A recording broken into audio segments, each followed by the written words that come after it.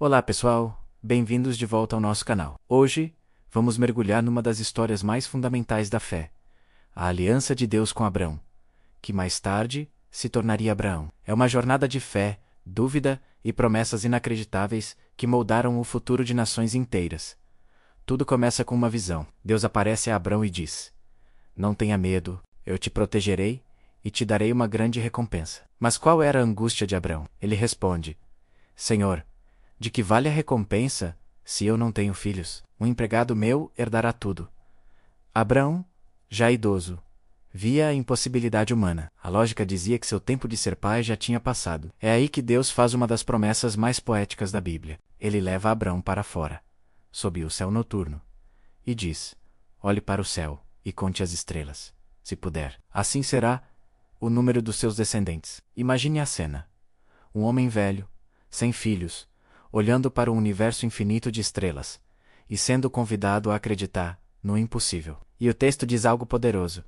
Abrão creu no Senhor, e por isso o Senhor o aceitou. A fé de Abrão foi o que o conectou à promessa. Para selar essa promessa, Deus estabelece uma aliança de uma maneira muito peculiar para a época. Ele pede a Abrão que traga animais, os parta ao meio, e os coloque em duas fileiras. Esse era um ritual antigo para afirmar um pacto solene. As duas partes passavam pelo meio dos animais, significando: "Se eu quebrar esta aliança, que aconteça comigo o que aconteceu com estes animais."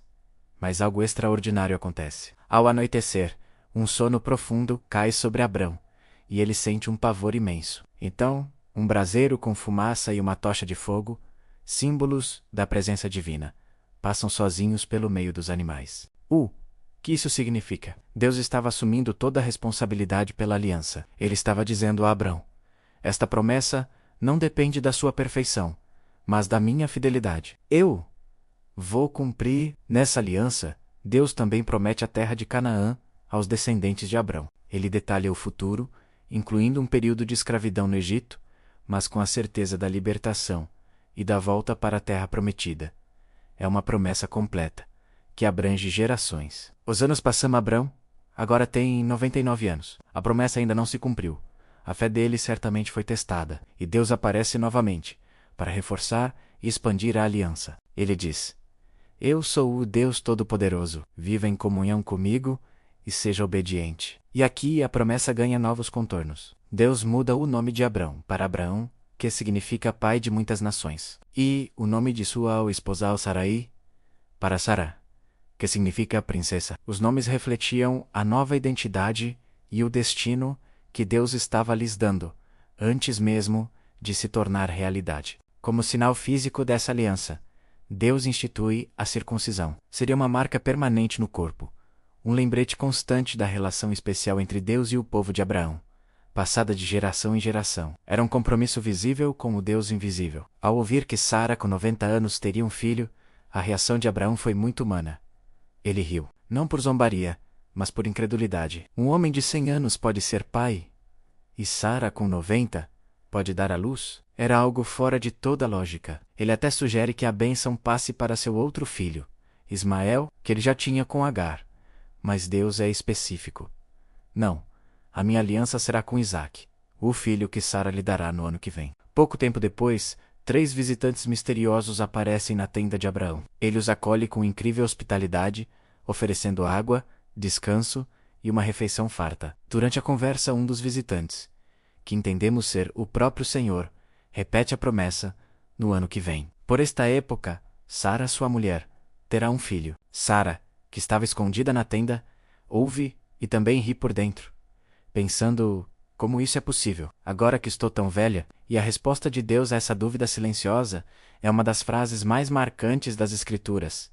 Haveria alguma coisa impossível para o Senhor? Essa pergunta ecoa através dos tempos, nos desafiando a olhar para nossas próprias impossibilidades e a lembrar do poder de Deus. Com medo, Sara nega ter rido.